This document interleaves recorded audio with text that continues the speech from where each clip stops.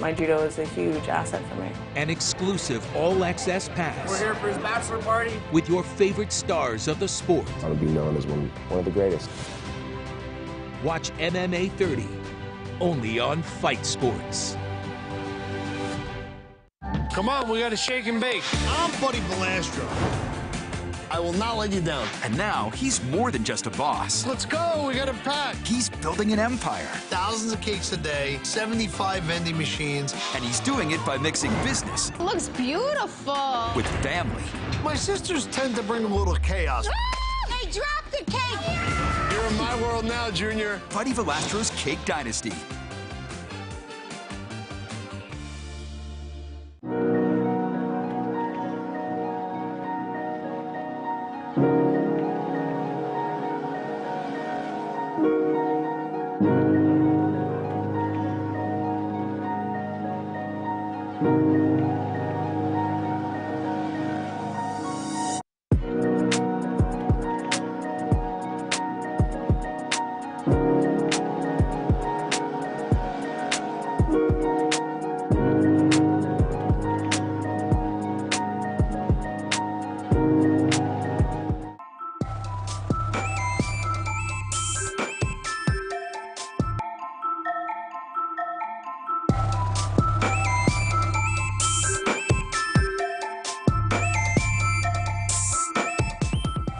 The TVWAN News is proudly brought to you by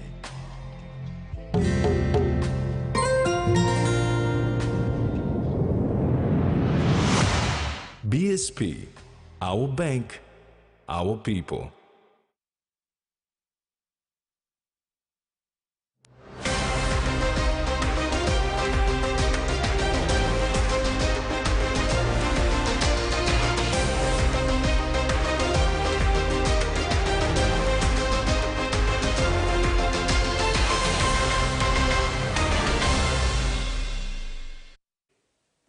Hello and welcome. This is TV1 News. I'm Maricela Kelaton.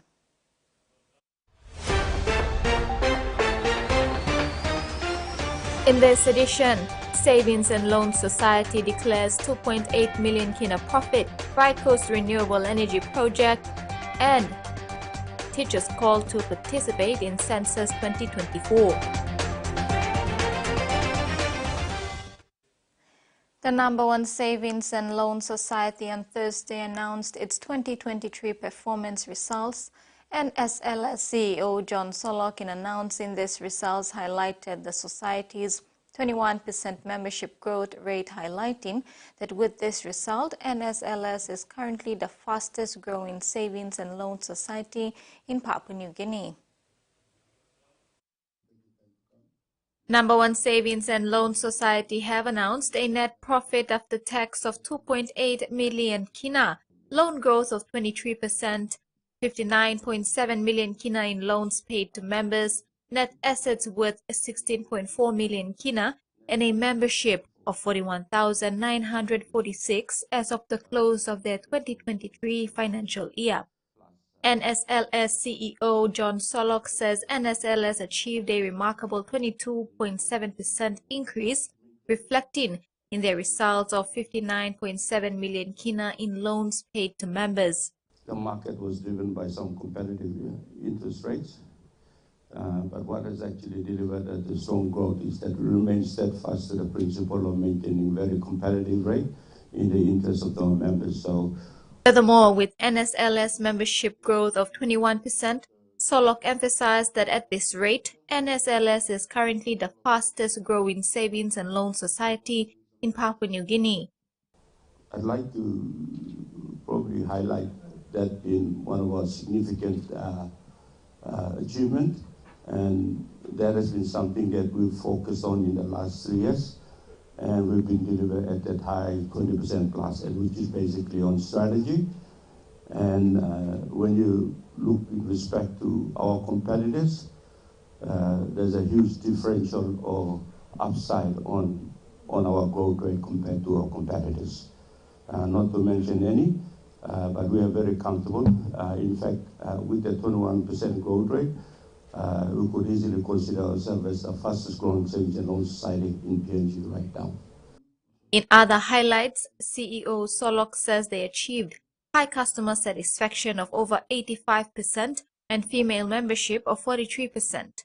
Over 50% of their members are rural-based. Despite losing properties worth millions of kina in the January riots, Sir Brian Bell Foundation rose from the ashes to donate 70 mattresses and pillows to an orphanage in Simbu Province. Gambog Orphan Resource Center ACE School was the proud recipient of this kind donation from the foundation with the assistance of Kumura Foundation.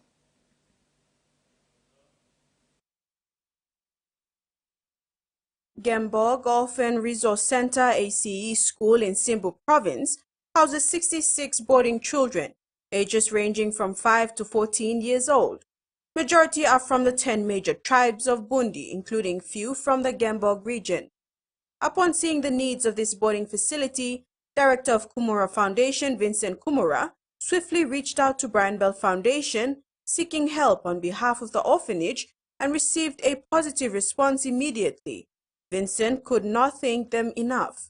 So I want to sincerely thank Brian Bell Foundation for the wonderful support after the Black Wednesday, but you still continue to do the good work right across Papua New Guinea. So I want to sincerely thank Brian Bell Foundation for the wonderful work you're doing in the rural health and education space right across Papua New Guinea.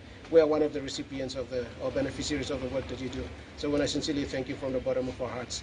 These are the kids that will eventually shape the nation of Papua New Guinea. So I want to thank you for supporting this early childhood education initiative that Kumara Foundation is doing in the Northern Corridor of Simbu. Thank you so much. 17 mattresses and pillows were received from the Mount Hagen Brian Bell Home Center and taken to the orphanage. Kumura said they are also thankful to Mr. and Mrs. Jean of the Gambog Orphan Resource Center for the great partnership in educating the disadvantaged children of Bundi, and to Mapai Transport Limited, Kaya Works Limited, Agape Groups from UOG, TNA Hardware in Kundiawa, and all the individuals who had supported this project. The new dome is set to be completed by end of May, but due to the recent natural disasters that hit the Kundiawa-Gambog region, work has been affected and the dome is due to be completed in mid-June. The natural disaster from March 14th had damaged the school's fencing and washed off a pedestrian bridge to the students' self-help garden. And this is the bridge we built to connect the other side of the river, and it leads to the farmland for the students at the Gambog Orphan Resource Center AC School. You can see the farmland on the other side. It's a pretty big area. And this bridge has been completely removed by the floods of March 14, the natural disasters of March 14. And the dormitory sits right next to the riverside, so we need to really build walls, stone walls, and barricade it off for any further damages if there's landslides in the future. Jasmine Jack, TVWAN News. Illegal squatters occupying land in the Pogera Valley have been given 48 hours notice to leave starting effectively yesterday, or they will be forcefully removed from the area.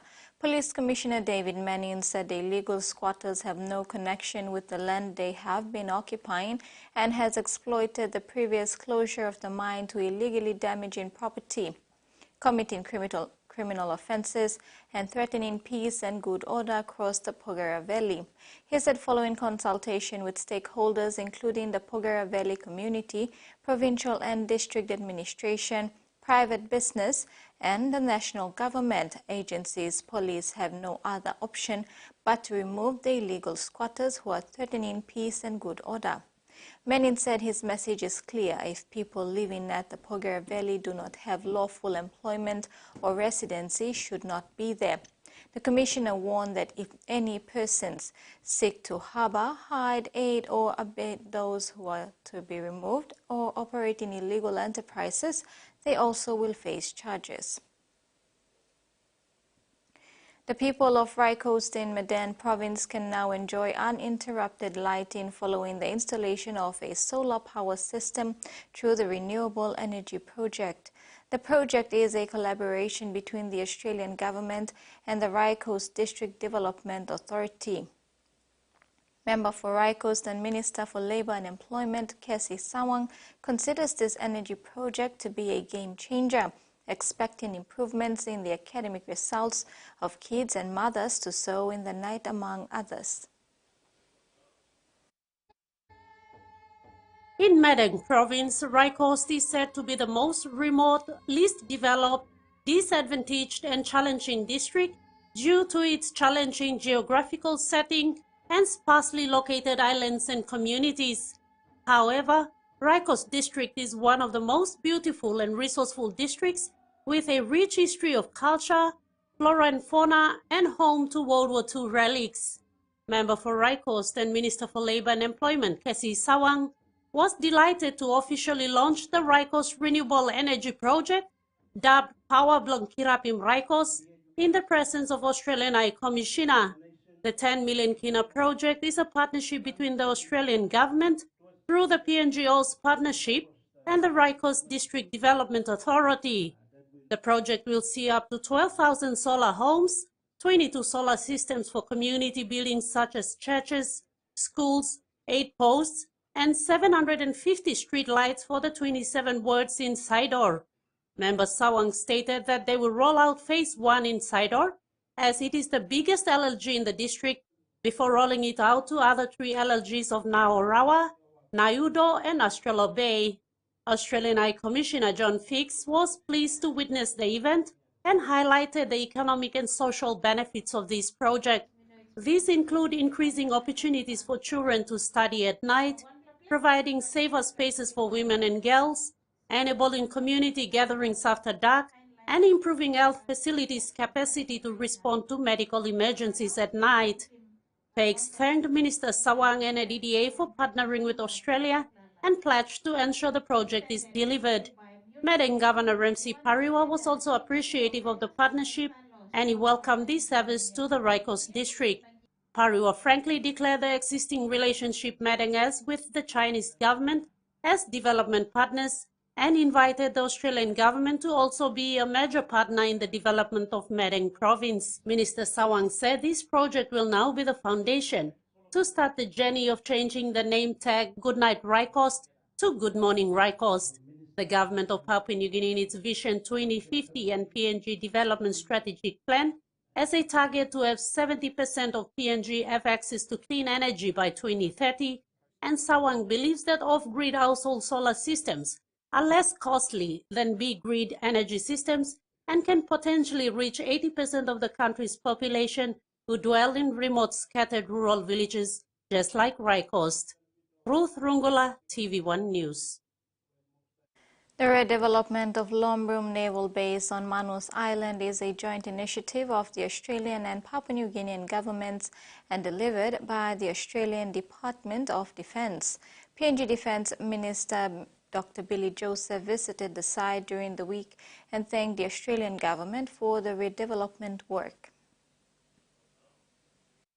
Lombrum Naval Base is one of the largest naval facilities in the Pacific and encompasses an international standard wharf for the Guardian-class military vessels and smaller boat operations. The infrastructure project here includes training and living accommodation facilities for PNG Defence Force and visiting forces, as well as medical and dental facilities. The Lombrum project is a vital infrastructure that will enhance and restore the sovereign capability of the Papua New Guinea Defence Force to protect PNG's maritime borders and resources through a broad program of mentoring, tailored training, and infrastructure development at the PNG Defence Force Naval Base. Minister for Defence Dr. Billy Joseph, accompanied by senior PNG Defence Force and Australian Defence Force officials, paid a visit to the Lombrum Naval Base construction site on Wednesday for an inspection. The minister was briefed on site by the contractor and ADF officials that the facilities are built to last 20 years with minimal maintenance and is expected to be completed by September 2024 with the possibility of handing it over to the PNG Defence Force in November this year. While inspecting the new infrastructure taking shape, Minister Joseph applauded the Australian government for investing in the Lombrum Naval Base project. He further added that the project did not only meet PNG's security needs and priorities, but is also designed to benefit the local community through the provision of employment opportunities and skills development. Freddie Moe, TVWAN News. Teachers' participation in census and the 30th IA graduation. We'll have those stories and more after the break.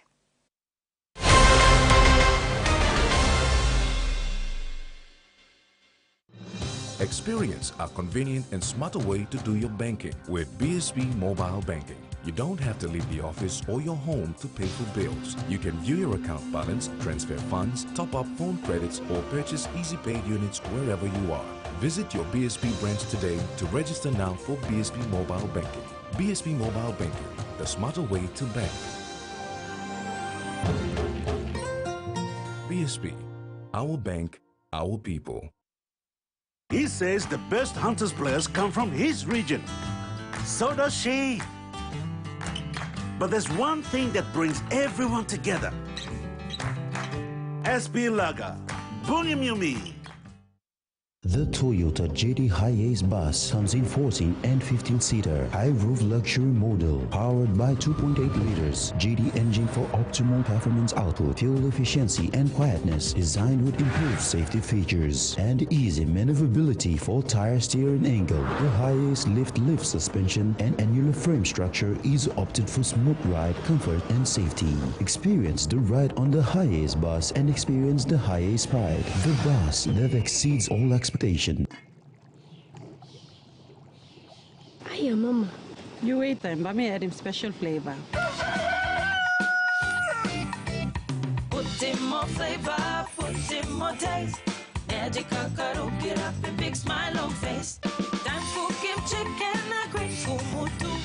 Sip, sip, the moo, yes, magic on you.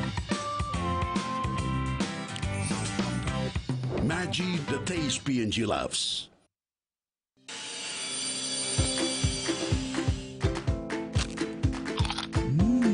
Right across the nation, we eat snacks crackers.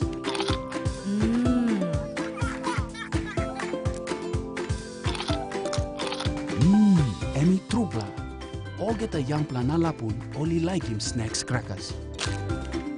Only make him here, no PNG, one-time lay biscuit company. It's crunchy and tasty. It's irresistible.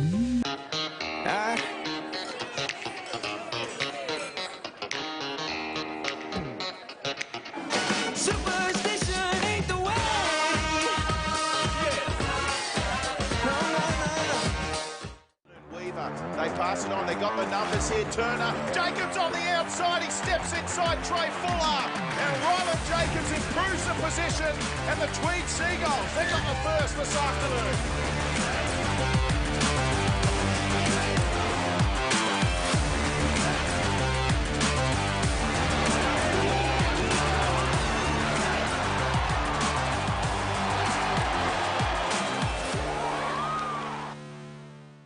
Isn't she your ex?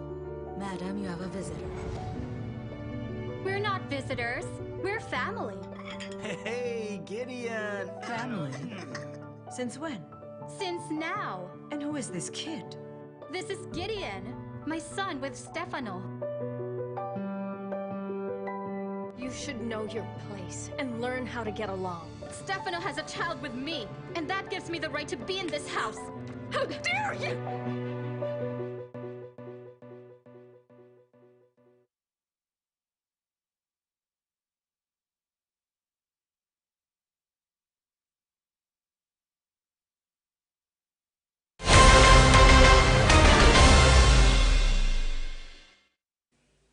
Welcome back. Teachers throughout Papua New Guinea have been encouraged to take part in the 2024 National Census in June. Chairman of the Teaching Services Commission, Samson Wagihomi, in highlighting the importance of the census, made a call for all teachers to help speed up the census process by participating from their respective teaching locations. Wangiomi is encouraging the 70,000 teachers in Papua New Guinea to take part in the national census, which is scheduled to commence in June this year.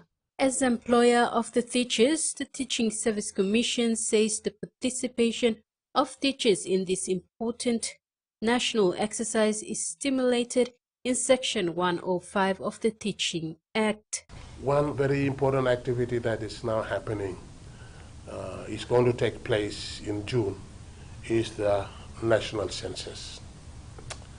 And I am calling on teachers, if they are approached, that they must take part in the census. We will release you automatically under Section 105 of the Teaching Service Act to take part in national duties.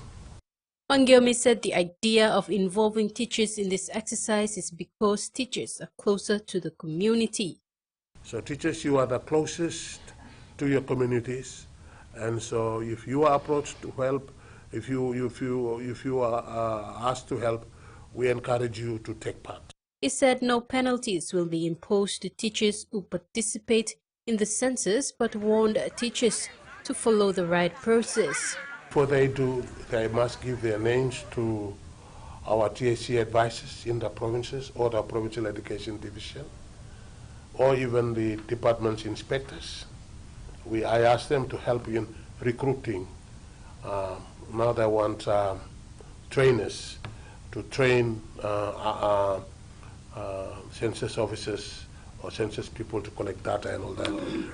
Wangiomi said teachers who are involved will be paid by the government, and should they be requested by the census team to work extra hours, they are eligible to request for further claims. And I want to strongly emphasize that if you are engaged during the normal public service times, from 7:45 to 4:06, you are already being paid by the government. All right? You are already being paid by the government. But if the national statistics people want you to work after hours, then that's when you can put in a claim to them. The TSC chairman said census is an important activity for the country because the government need data to develop policies and to set priorities for development for the country. Therefore, it is important that teachers must take part for the betterment of nation building. Tracy Pa, TVWAN News. Wangiomi also took time to thank Prime Minister James Marape for appointing Lucas Dekena as the new education minister. He said the appointment of Dekena is timely and deserving given his education background as a teacher. Wangiomi said TSC is keen to work collaboratively with the new minister to carry on the work left by late Jimmy Ugoro to better serve the teachers in the country. The chairman added that one of the key areas the minister wants to see is the improvement of the terms and conditions of teachers.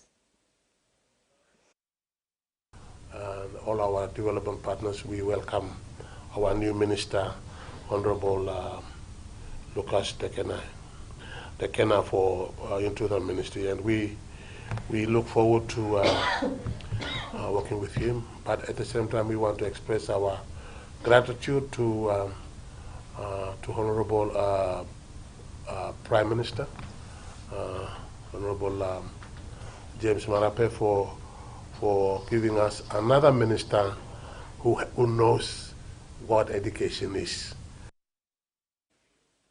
Working and studying has fully paid off for young graduate Brendan Siawi, who graduated from the IEA College of TAFE today.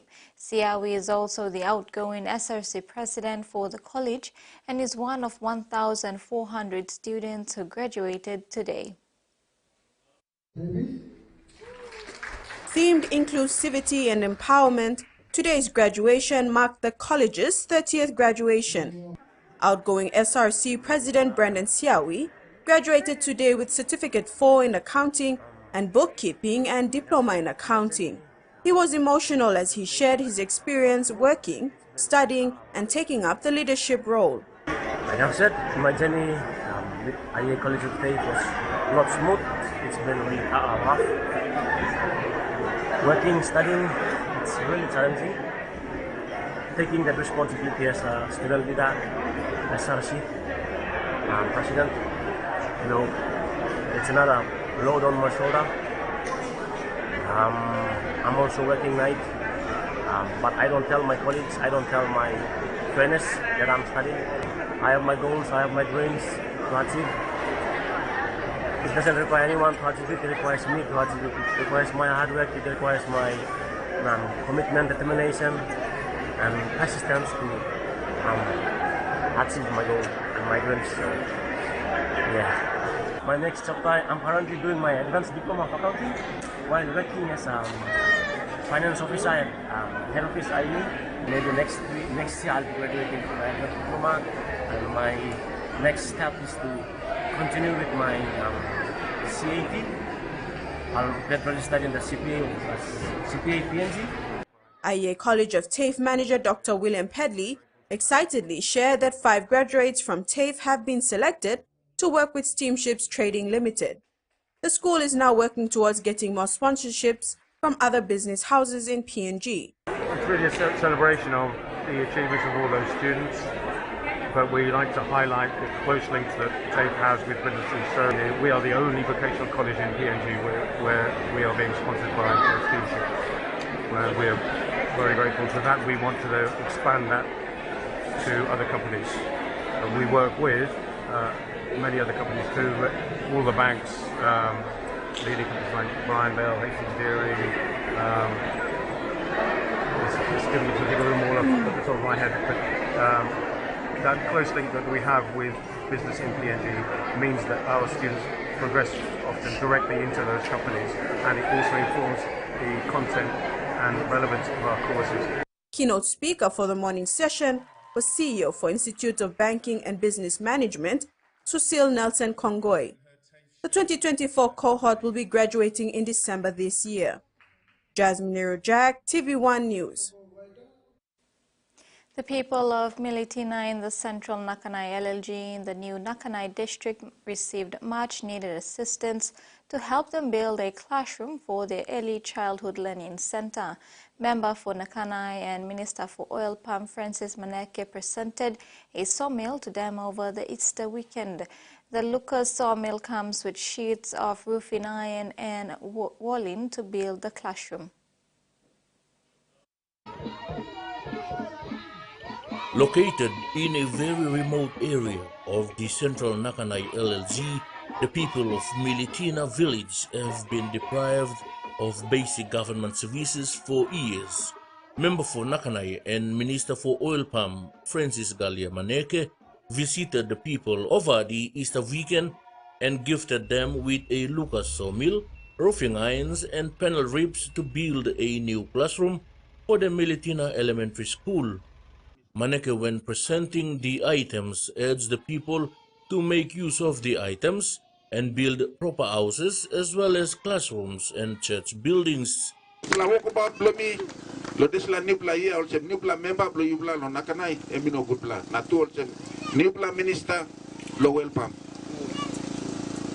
go there, me no stop lo bell block prime minister and by second me finish because me no perform. I me come inside mix him big pla heavy, mix him big plastic. Me go stop number out also make plamun long Singapore. And me come back. I know long time. Me go again inside long court. Na court in prolong lo this la time it enough 1.5 years na I'm court and finish. That's what we must say also. He got way go them say make him something happen. Lo good plus something by come up. He got pain by come na behind by you can come up good. So that is why na me to me amas lo ibla. Ibla patient. Ibla patient. Ibla trust me also by me giving me ibla sila somel because last time ibla come na. Me come na ibla so him sila picks up lo build him house ya. Emtas also will blood come today. Maneke further encouraged the youths to take the lead in providing leadership in the village and work with the elders of the community to bring vital services to them. The district, through LLG, me sign him agreement so that by you can sustain him this la work so I can help him good you plan. You plan look out him good, you go and bagarak, by plus send him get no black come. Until this la place, so kita man sleep lo house kapa.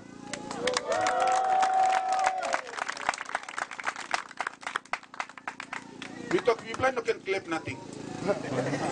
Me serious long how him like make him. Me like looking him sleep good lo good house. So in order to make him, me like by you bla look out him this last so build him this last school and look him school ya me. You like clean him na no got house lo yet. So also na me like by you bla cut him plang na. This la kapa you bless na him na so him again no you bless alim big sai kam lo me. Na me look him. Suppose me look him is an happiness. Bam salim gen kapai kam na salim gen vikri mi kam na you play me sana bim gen nar plage. So be like looking something and walk long walk. So some laul man all sim solo get a finish.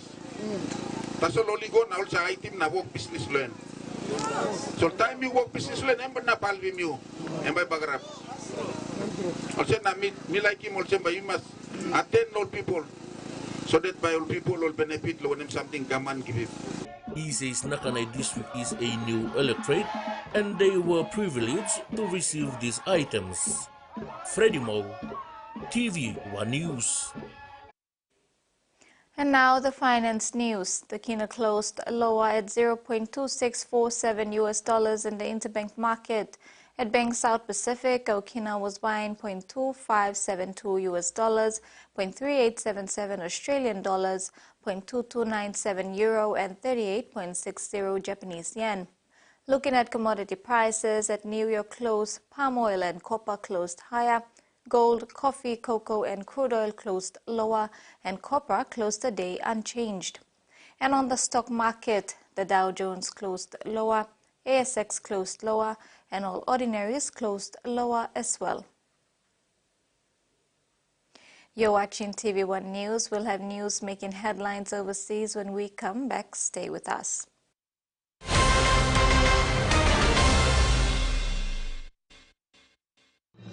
Experience a convenient and smarter way to do your banking with BSB Mobile Banking. You don't have to leave the office or your home to pay for bills. You can view your account balance, transfer funds, top up phone credits, or purchase easy pay units wherever you are.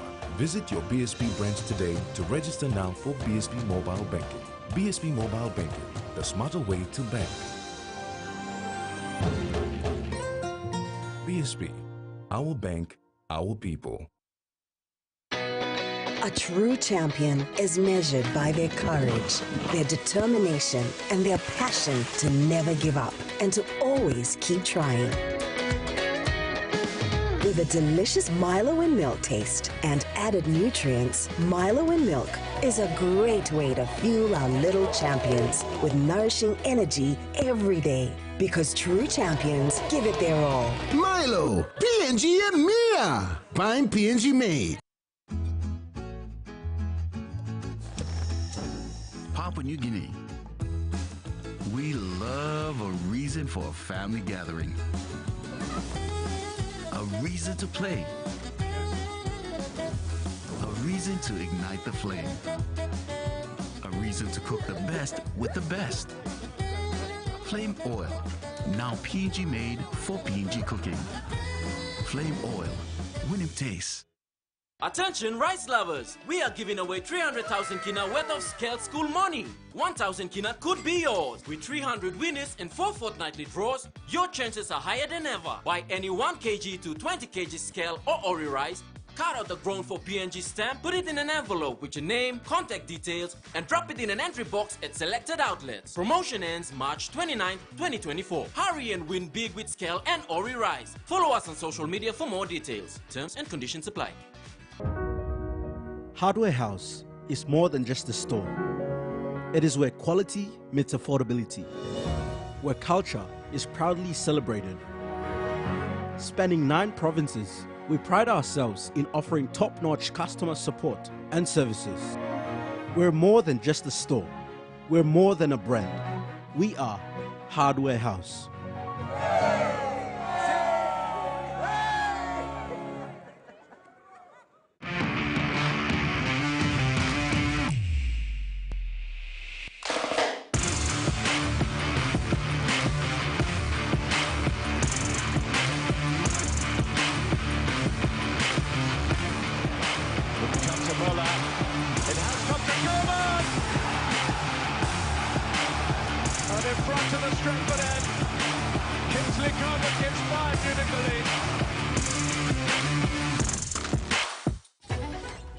you're back. Oh, yes, we are. The junior sleuths may want to pay attention. It just doesn't make sense. We all do our best. You have to dig deeper. I knew this was too easy. What's our next move? We're supposed to grant this wish. Yeah. Ruby in the Well premieres Monday, April 15th, 6:15 p.m. on HBO Family.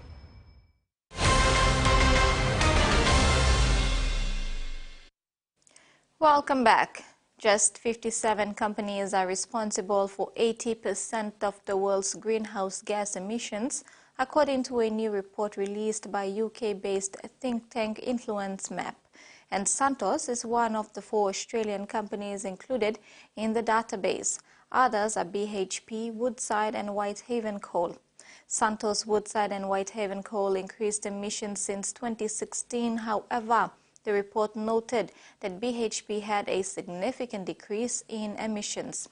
The report also reveals big producers did not reduce, but rather increase the output of fossil fuels in the 7 years after the Paris Agreement. State-owned oil producer Saudi Aramco has produced the most carbon emissions since the Paris Agreement, making up 4.8% of global emissions. Influence Maps Program Manager Dan Van Acker said the aim was to bring more transparency to the sources of the bulk of global emissions. Taiwan's foreign ministry says 2 Australians are among the many missing as it continues to look for survivors from a magnitude 7.2 earthquake. More than 10 people have died after Wednesday's quake, the strongest to hit Taiwan in more than 2 decades. There's a frantic search for survivors still underway in Taiwan, and that mission is enormously challenging. The area struck is mountainous and remote. There are now over 7,000 search and rescue personnel combing the vast disaster zone. There's a huge job ahead. Authorities late Thursday confirmed well over 600 people are trapped but confirmed safe, while 38 people are missing and cannot be contacted. The Foreign Ministry added this includes 2 Australians and 1 Canadian. These tourists were taken to a temporary medical centre after being rescued.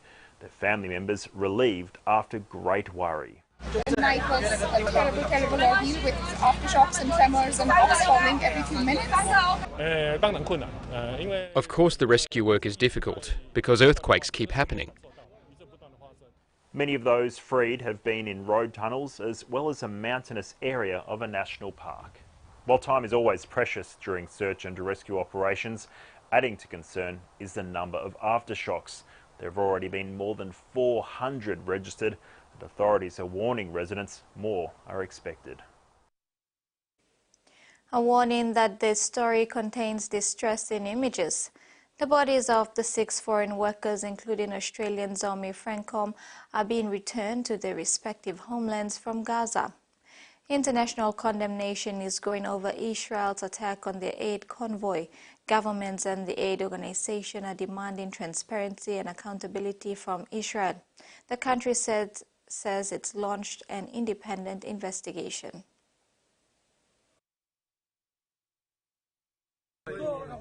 The final farewell. Aid workers from World Central Kitchen write the names of their colleagues on their body bags, including Australian Zomi Francom, one of 7 killed in Israeli airstrikes 2 days ago. Their bodies transported from Gaza to Egypt, ready for repatriation. Under pressure to provide answers, Israel has promised a thorough investigation in the coming days. The founder of World Central Kitchen has said the Israeli strikes were not some unfortunate mistake in the fog of war.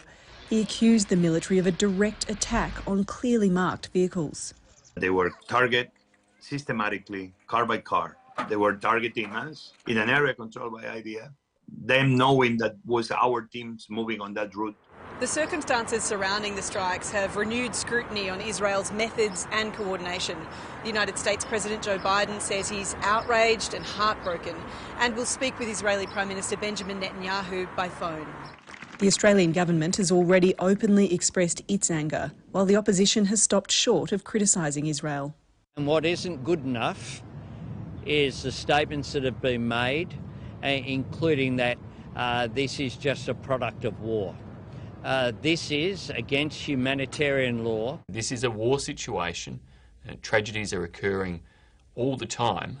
Unfortunately, this has now involved an Australian citizen. The aid workers had just unloaded 100 tonnes of desperately needed aid when they were killed.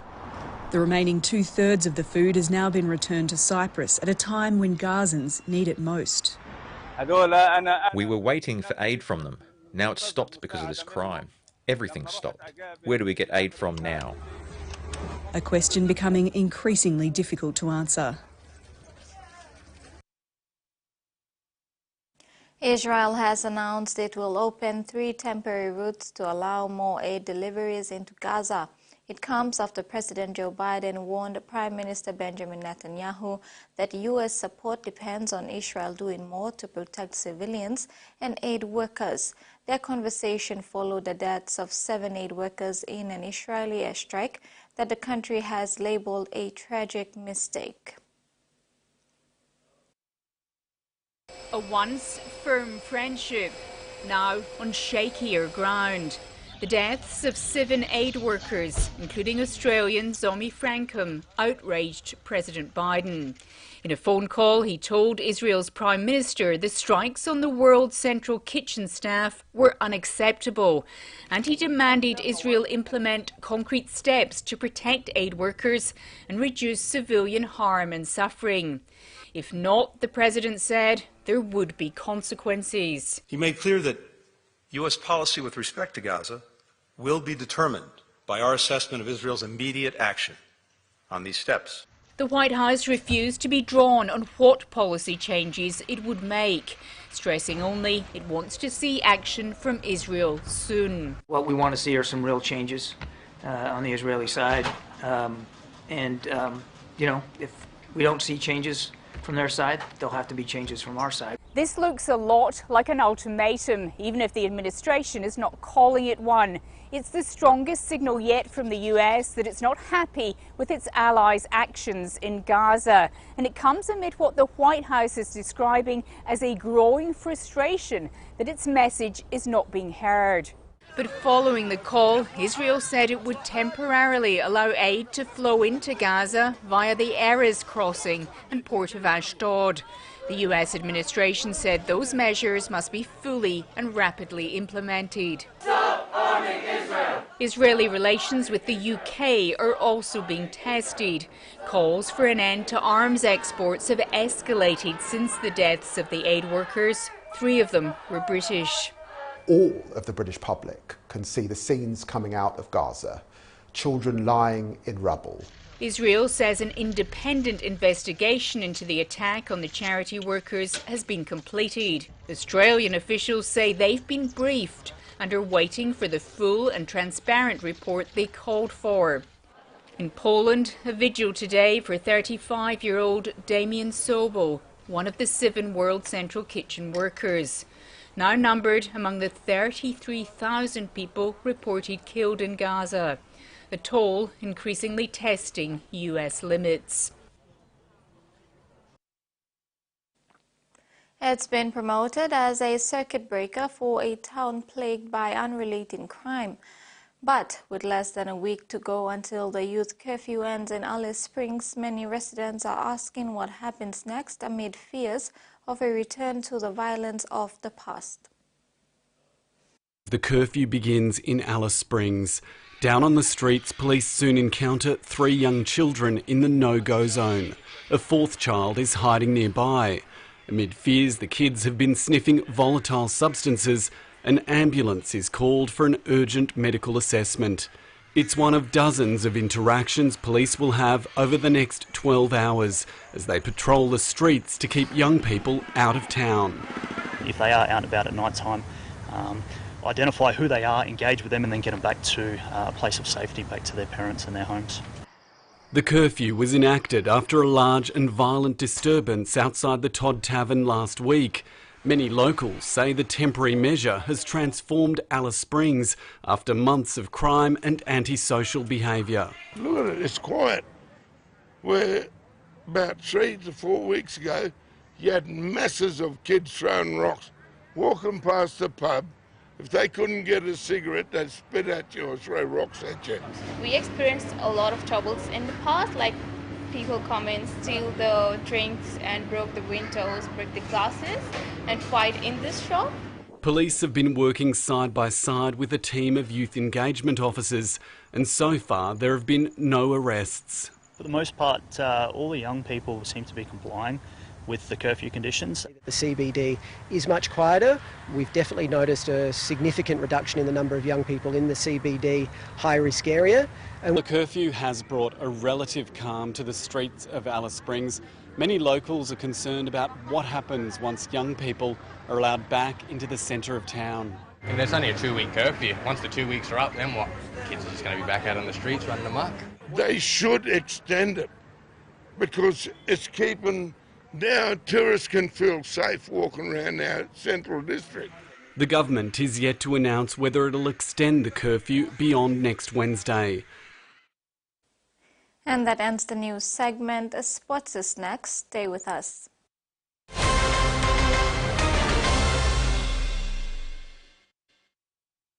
Hi, I'm Chef Jules Hennau, and this is where my true inspiration for cooking started. Like most of us, I learned to cook from my mum.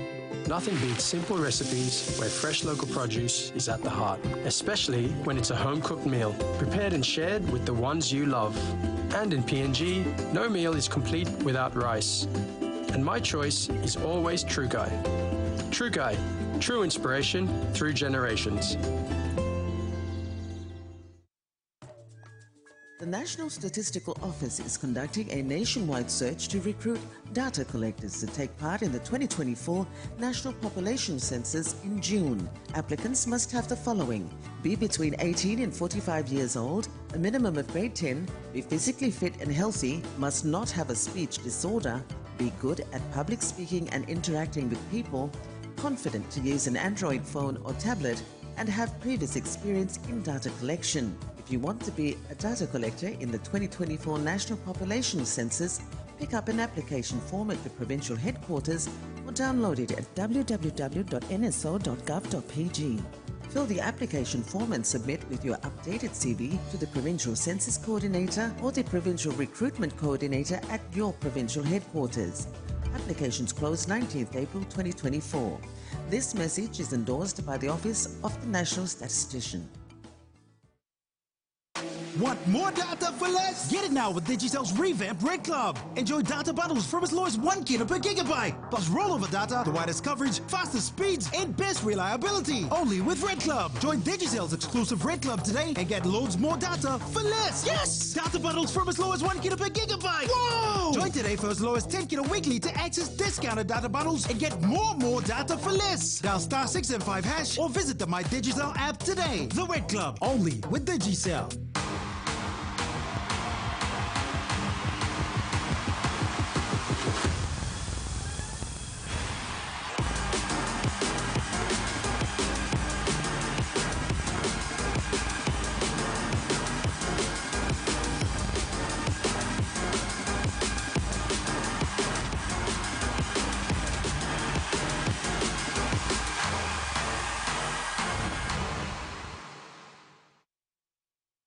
Suppose prophecy and true, want a big the fight to come on. Na time him come true, me hope when me stop life yet to fight to this position you talk man. Me must make sure to protect him. What a line blame me, especially Malia.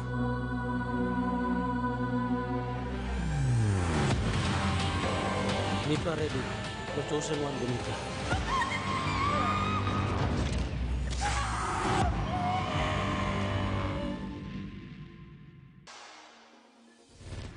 Tune into Scope this Sunday at 6:30 p.m. on TVWAN. In this episode, agriculture and livestock take center stage, from onions in the highlands to cattle on the coast. And more than 1,000 people fed at Remember Me Easter event.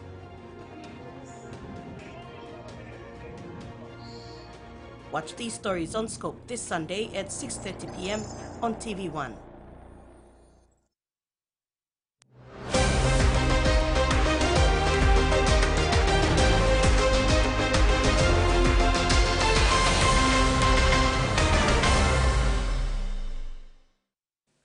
Thanks for staying with us.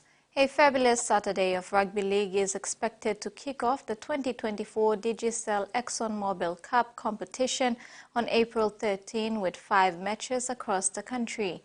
The competition enters a new era focusing on a faster, fairer and futuristic game for fans to enjoy. Asila Wagi Tumbe will host the Gas Resources Central Dabaris in Minj as they return to the elite competition, whilst in West New Britain, the WNB provincial government Kimbe Cutters will attempt to beat the Lace Snakes Tigers unless the visitors bite back. Port Moresby will experience a triple threat of matches when the reigning champions Kumul Mineral Holdings Enga Miox take on the recently relocated ENB Agmak Gurias.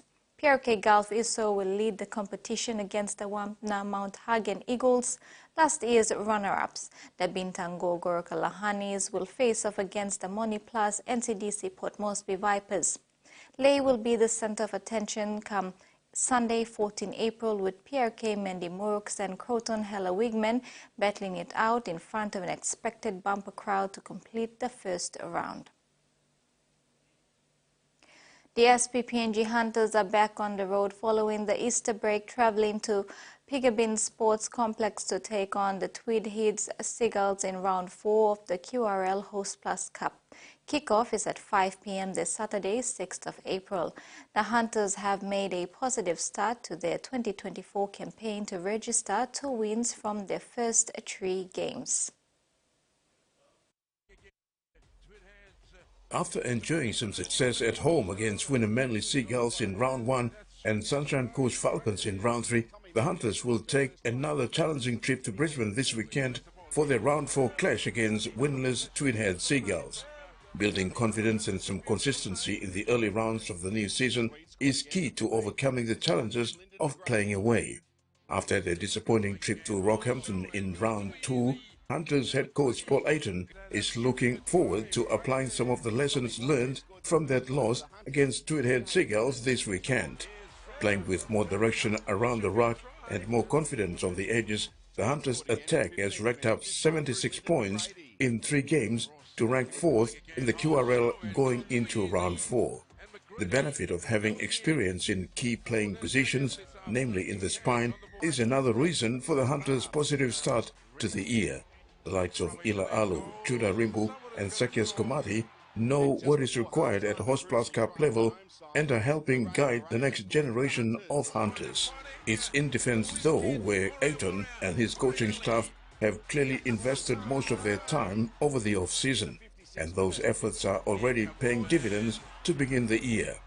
While it's still early days and there is plenty of room for improvement, this current Hunters squad is clearly trending in the right direction and gets a chance to improve further still when they meet the winless Tweedhead Seagulls on Saturday night. Tweed have endured a very tough start to the season and will be desperate to kickstart their 2024 campaign in QRL Round 5. Across the opening month of the competition, the Seagulls were bested by 2 current top 4 sides, Northern Pride and Burleigh Bears, while falling short to the South Logan Magpies in round 2. Don't let their latter position fool you though. This Tweedhead outfit is stacked with QRL quality. Seagulls fullback Lindsay McCready, one of the best attacking players in the Host Plus Cup competition, and Jacob Alec, Isaac Faswa Maluai and Tom Weaver give Tweedhead invaluable inexperience this weekend. The team with this much attacking quality can be dangerous when desperate, and the Hunters will need to be at their defensive best to claim the 2 points on Saturday night. The PNG Hunters have debuted a number of youngsters already this season, and rookie left centre Clint Lama is relishing the faith shown in him by head coach Paul Ayton. This weekend, Alex Max gets his turn to don the Hunters strip when he runs out from the bands in jumper 17, while Hunters enforcer Junior Robb and Benjamin Court return to the first 13. Terry Longwood, TV1 Sports.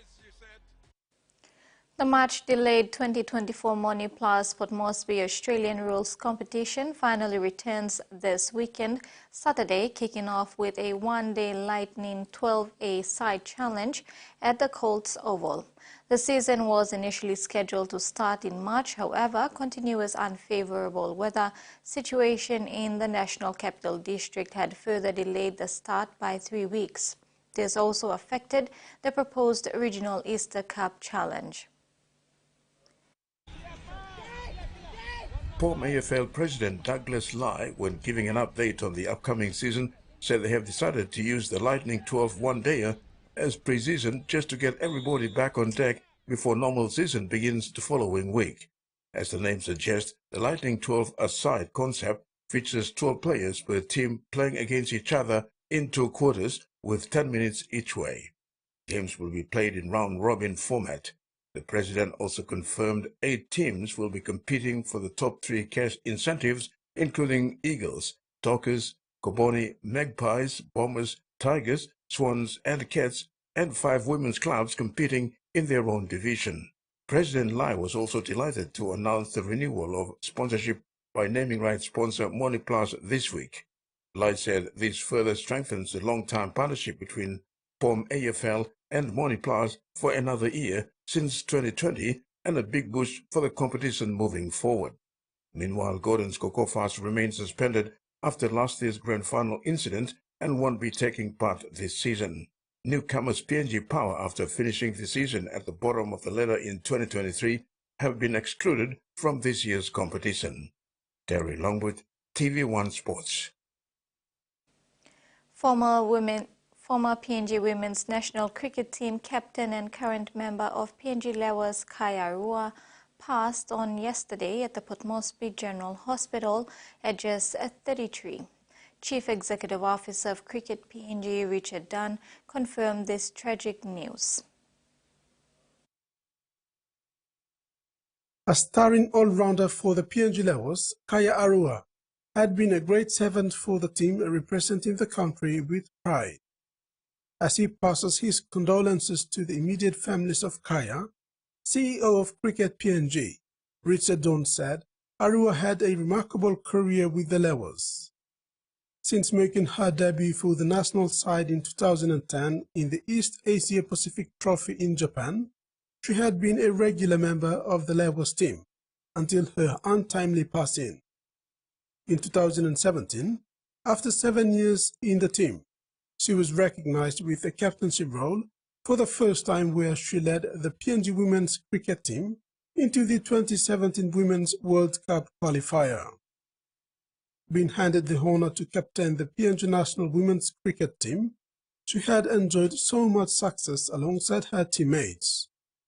The recent one being the Pacific Cup, where she led the PNG Lewis to victory, defeating the New Zealand to claim the Pacific Cup title.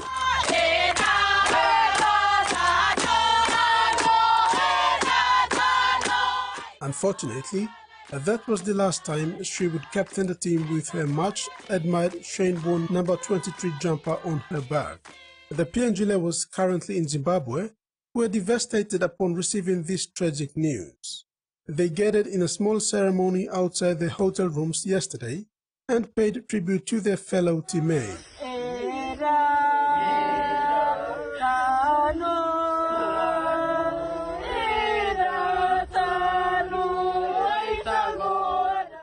No further information was disclosed about her death in respect to her family. Rex Lita, TVWAN Sports. The snooker wizard in the country, John Fong, added another cup title to his name after defeating rookie Harry English to grab the Port Moresby Open Tournament title. Fong now has 8 national championship titles and 7 Port Moresby Open under his name. Having only practiced for 3 days before taking the pool table, Fong didn't find himself out of place. Just like any pool champ would do, he poured in every opportunity he got to make his way into the finals, and eventually defended the title he won in 2017. Fong flew in from Kavieng, New Ireland Province, to participate in the Port Moresby Billiards and Snooker Association POM BSA Open Tournament. His participation in the tournament didn't go to waste, retaining the cup title. Upon winning the title, Fong said the last time he had his hands on the billiards cue was back in 2017. He said he wasn't playing snooker until he was informed about the tournament, and that was when he started practicing. He said it would normally take him a month or two to prepare, but for this tournament, it was a short preparation, but his experience won the title for him. Fong credited his opponent, Harry Inglis, for putting up a strong performance and other players who participated in the tournament. Inglis, on the other hand, praised Fong for the strong match and hopes to come back stronger in the next event. A total of 56 players participated in the POM-BSA Open tournament, 9 of whom were women. The tournament started on 27th March and concluded on 1st April. The next snooker event on the calendar is PNG Open tournament, scheduled for June 10 to 11 in Port Moresby. Rex Litter, TV1 Sports. That's all for sports. We'll now have the weather forecast.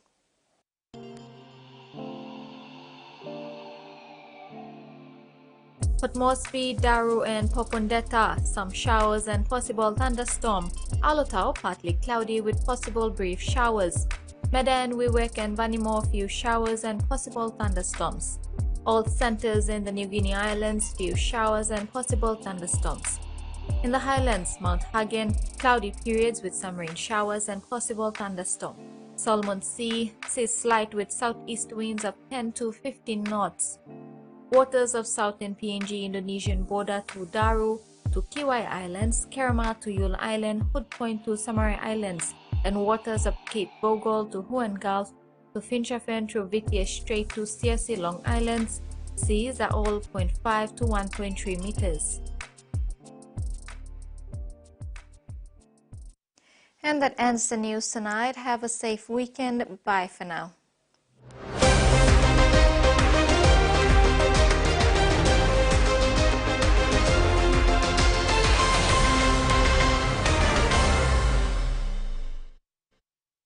The TVWAN News was proudly brought to you by